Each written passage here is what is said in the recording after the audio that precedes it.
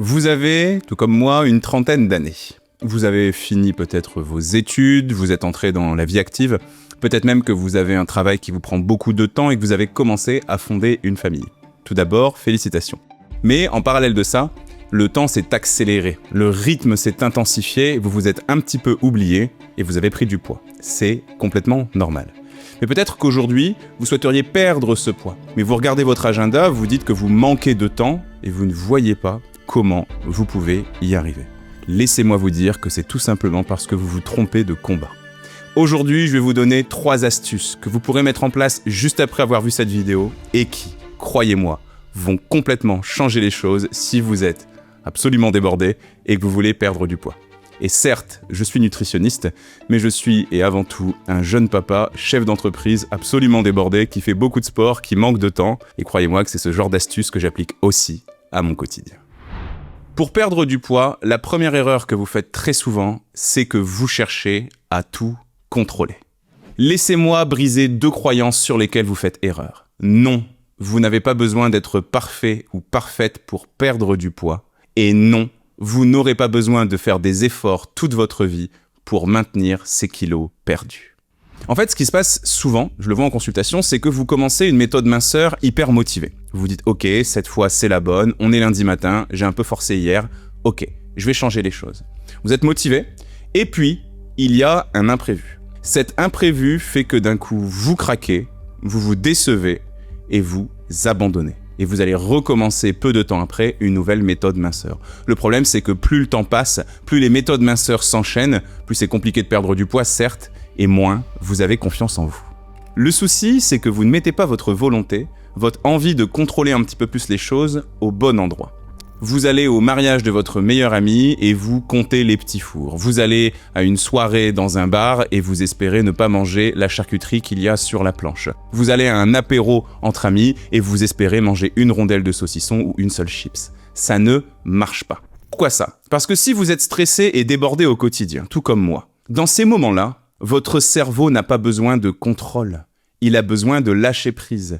Et si vous allez profiter de ces événements uniquement à moitié, en espérant ne pas dévier de l'équilibre alimentaire que vous vous êtes imposé, ça ne va pas fonctionner. Parce que vous tirez sur un élastique d'exigence à des moments qui sont faits pour ne pas en avoir, et quand l'élastique relâche, vous craquez complètement. C'est parfois d'ailleurs des choses que certains de mes patients appellent le foutu pour foutu. Je m'étais dit que je mangerais équilibré, j'ai mangé une rondelle de saucisson, et puis foutu pour foutu, j'en ai mangé 15 autres. Il est important que dès maintenant, vous compreniez que la vie, elle est faite d'imprévus. Et selon moi, ce sont ces moments d'imprévus, ces moments de surprise qui font que la vie vaut le coup d'être vécue. Si tout était une ligne droite, permanente, tout le temps la même chose, je pense qu'on s'ennuierait un petit peu. Laissez-moi vous expliquer quelque chose, vous schématiser une idée. Dans une journée alimentaire, généralement, je vais vous conseiller de faire 4 repas. Petit déjeuner, déjeuner, collation et dîner. Même si vous travaillez de nuit en horaire décalé, les choses bougent un tout petit peu, mais c'est cette logique-là que je vous recommande d'appliquer. 4 x 7, 28. Donc dans une semaine, vous allez avoir 28 repas. Imaginons que, tous les jeudis soirs, depuis que vous êtes sorti de la fac, vous vous retrouvez dans un bar avec vos meilleurs amis, et vous buvez une petite bière, ou un verre de vin, ou même quelque chose sans alcool, et mangez une petite planche de charcuterie et de fromage. Vous faites ça tous les jeudis soirs. Imaginons maintenant que le samedi matin, parce que les enfants dorment chez leurs grands-parents par exemple, vous aimez vous retrouver un petit peu en amoureux et manger quelques viennoiseries, quelques pains au chocolat, quelques croissants, bien évidemment, c'est très calorique. Et imaginons enfin que tous les dimanches midi, vous mangez en famille, chez Tati Janine et Tonton Joël qui ont tendance à cuisiner en trop grosse quantité, et beaucoup trop gras, et beaucoup trop sucré. Nous avons donc sur une semaine complète 3 moments d'imprévu, ou plutôt 3 moments que vous ne contrôlez pas, où forcément, l'alimentation va être déséquilibrée. Et bien le problème, c'est que souvent, vous essayez d'avoir du contrôle sur ces 3 repas. Vous essayez de limiter la casse ou limiter les dégâts, comme je l'entends très souvent, sur ces 3 repas. Vous vous trompez de combat. L'équilibre alimentaire, il ne se fera pas en vous privant sur ces 3 repas, dont votre cerveau en plus a bien besoin pour souffler un tout petit peu dans un quotidien très stressant. Votre équilibre alimentaire, il va se faire sur les 25 autres repas. Sur des repas sur lesquels peut-être vous avez un petit peu plus la main. Par exemple, un petit déjeuner super équilibré tous les jours. Par exemple, une collation très équilibrée tous les jours et vous avez déjà équilibré 14 repas sur 28. Donc la moitié du chemin est déjà fait ici. Donc le premier conseil que je vais vous donner, c'est ça. Mettez de l'équilibre, mettez du contrôle, mettez le curseur de l'exigence assez haut sur des moments de votre vie où vous avez la possibilité de le faire. Sinon, vous allez vous frustrer, vous allez vous battre contre des moulins à vent et vous allez jamais avancer dans la bonne direction. Et puis ne cherchez pas à être parfait ou parfaite. Si vous rentrez hyper épuisé du travail le soir, une petite boîte de sardines, quelques radis, un petit peu de pain complet et un fruit en dessert, ça fait complètement le travail. Vous avez cuisiné 0 secondes. Pas la peine de vous prendre la tête à faire des choses hyper élaborées dans certains de ces moments-là.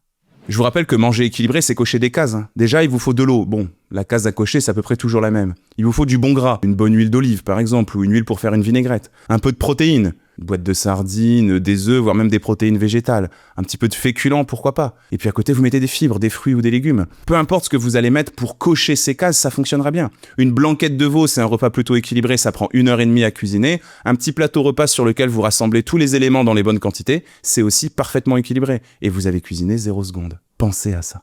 Ne cherchez pas à être parfait ou parfaite. Pensez à être dans la vraie vie. Pour perdre du poids, la deuxième erreur que vous faites très souvent, c'est que vous arrivez affamé à l'heure du dîner. Peut-être que si vous êtes un peu débordé, c'est pas toujours possible pour vous de prendre le temps de manger dans le calme et de façon bien complète et équilibrée le midi. Peut-être que vous avez qu'une demi-heure entre 2 réunions et vous vous contentez, comme beaucoup de personnes, d'une salade Sodebo ou d'un sandwich jambon-beurre. Bien évidemment, ce sont des repas qui sont pas forcément équilibrés, ok, mais le problème, il vient pas seulement de ce repas du midi, mais de l'impact que ça va avoir sur vous quand vous aurez fini votre journée de travail. Parce qu'en fait, tant qu'on a la tête dans le guidon, tant qu'on travaille dur, notre corps est shooté à une hormone qu'on appelle le cortisol. Le cortisol, c'est l'hormone du stress. Cette hormone, elle va faire en sorte qu'on oublie un peu nos besoins vitaux. On va peu boire, on va avoir moins faim, on va moins ressentir les besoins d'aller uriner, on va aussi moins respirer, on est tout crispé en fait, on est shooté au stress d'une certaine manière. Donc, tant que vous êtes sur votre lieu de travail, tout va bien. Mais une fois que la journée de travail est terminée, d'un coup, vos besoins vitaux reviennent à toute vitesse. Et c'est là, souvent, que vous avez une petite pulsion sucrée ou une pulsion grasse qui va arriver. Et c'est comme ça que vous vous retrouvez à manger une tablette de chocolat, un paquet de gâteaux ou à défoncer un demi-camembert, alors que vous étiez promis la veille de ne plus jamais faire ça. Premièrement, sachez que si ça vous arrive, c'est normal. Ce serait inquiétant si ça ne vous arrivait pas, je dirais même. Ce n'est pas un aveu de faiblesse, c'est pas un manque de volonté. C'est un signal physiologique complètement normal de votre corps qui a tout simplement besoin de réconfort et d'énergie après un moment où vous l'avez particulièrement sollicité.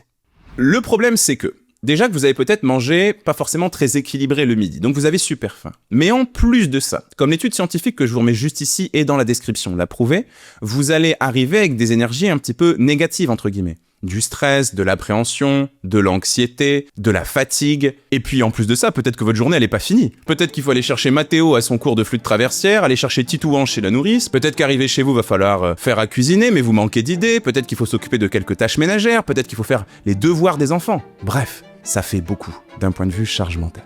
Et puis ajoutez à ça aussi peut-être qu'il fait déjà nuit parce que c'est l'hiver, ajoutez à ça peut-être qu'il pleut, que vous passez 1 heure dans les bouchons avec des connards qui klaxonnent de partout, bref. Vous arrivez chez vous, vous n'êtes pas du tout la meilleure version de vous-même, vous êtes sur les rotules, et c'est complètement normal. Eh bien l'idée c'est de se dire que il faut anticiper cette situation. Il faut que vous arriviez chez vous en ayant déjà mangé quelque chose, ou alors, une fois que vous arrivez chez vous, vous savez déjà ce que vous allez manger en guise de collation, et vous savez que vous avez ce qu'il faut dans les placards ou dans le frigo. Arrêtez de subir ce moment de la journée et anticipez-le. Vous pouvez par exemple prendre une petite collation une fois que votre journée de travail se termine ou sur les dernières minutes avant qu'elle se termine. Souvent, on termine en regardant ses mails, on dit au revoir. Peut-être qu'on peut grignoter un petit quelque chose à ce moment-là. Vous pouvez aussi manger dans votre voiture, toujours en faisant attention d'un point de vue sécurité routière. Et par exemple, si vous avez 1 heure de route dans les bouchons, allez-y. Ou bien alors, comme je vous le disais, vous anticipez les choses et une fois que vous arrivez chez vous, vous êtes sûr d'avoir tout ce qu'il faut pour prendre une collation équilibrée. Et une collation qui marche bien à ce moment-là, c'est quoi ? Premièrement, un fruit. Par exemple, la banane. La banane, c'est un fruit qui apaise, parce qu'elle contient du magnésium et du tryptophane notamment. Attention, prenez surtout des fruits de saison, des fruits de qualité, mais des fruits qui sont pratiques. Par exemple, manger du melon ou manger un brugnon hyper juteux, vous allez en mettre partout.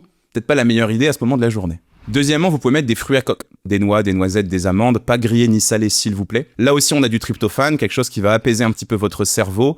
Et en plus de ça, on a du bon gras, notamment des oméga 3. Et ça, c'est plutôt intéressant à ce moment de la journée aussi. Et puis troisièmement, Mettez du chocolat. C'est le moment idéal de votre journée pour mettre du chocolat. Noir si possible, au moins 70% de cacao. Et ça, encore une fois, c'est un bon mélange entre du tryptophane et du magnésium, on y revient. Deux choses qui vont apaiser votre cerveau et qui vont permettre de redescendre un petit peu le rythme de la journée et de moins manger vos émotions.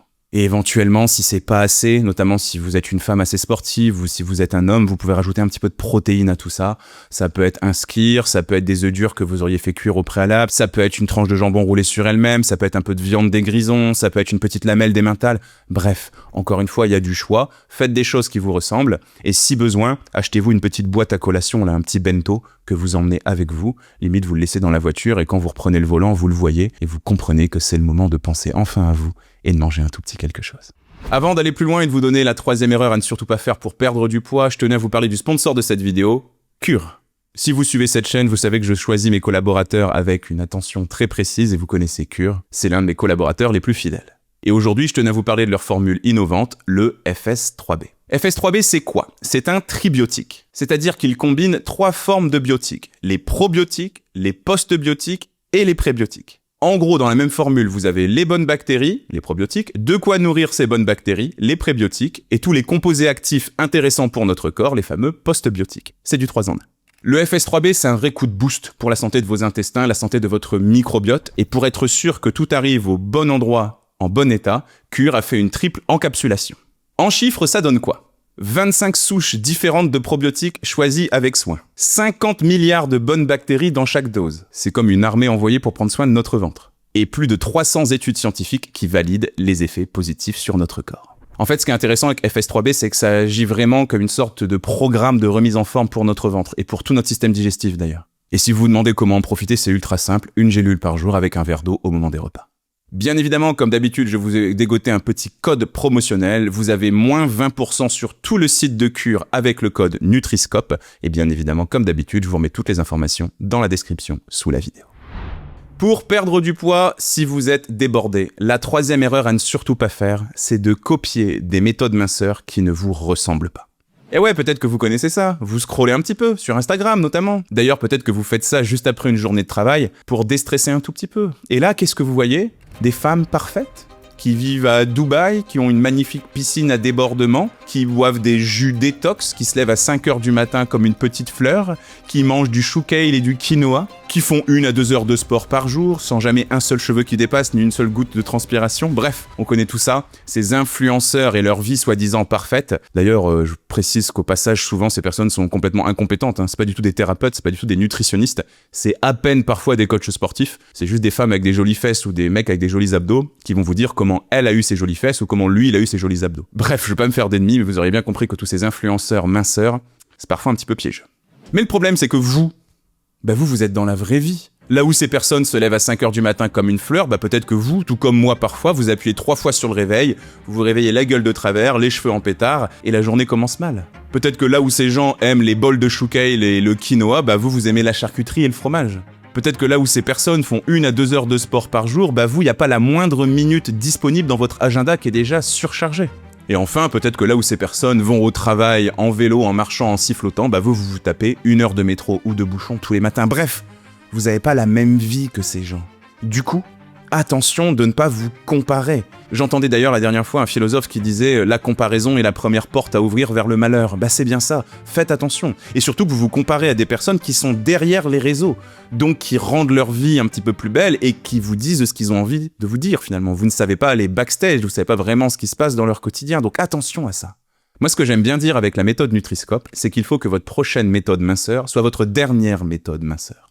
Il faut qu'une bonne fois pour toutes, on vous donne les armes pour que vous avanciez dans la bonne direction en termes de perte de poids, mais que vous deveniez autonome et libre de faire les bons choix. Vous n'êtes pas idiot, il faut qu'on vous implique dans votre santé. Les méthodes minceurs où on vous dit « Jacadi a dit, cet aliment c'est terminé, Jacadi a dit, le chocolat c'est interdit, et Jacadi a dit, tu vas manger, de la salade 3 fois par jour », ça marche pas, ça tient pas sur la durée, parce que vous ne comprenez pas ce que vous faites, parce que vous n'êtes pas impliqué dans votre santé, et parce que vous suivez une méthode qui ne vous ressemble pas. Et c'est d'ailleurs avec ces 3 piliers que j'ai construit la méthode Nutriscope, l'autonomie, la liberté et la bienveillance. À mon avis, c'est un mélange de ces 3 choses qui font que vous allez tout doucement perdre du poids, comprendre ce qu'il faut faire pour réussir à perdre ce poids et surtout avoir des astuces, avoir des systèmes, avoir des repères simples qui s'ancrent facilement dans votre quotidien. Voilà, à mon avis, comment, étape par étape, à votre rythme, vous allez finir par enfin être en paix avec votre corps et votre alimentation. Bien, dans cette vidéo, j'ai parlé de quelque chose d'assez général, mais si vous avez un problème avec votre ventre, si c'est surtout au niveau du ventre que vous souhaitez perdre du gras, j'ai fait une petite vidéo ces derniers temps où je vous donne 4 astuces pour perdre le gras du ventre. Je vous remets ça juste ici, n'hésitez pas à aller voir ça et abonnez-vous à la chaîne si c'est pas encore fait. Salut.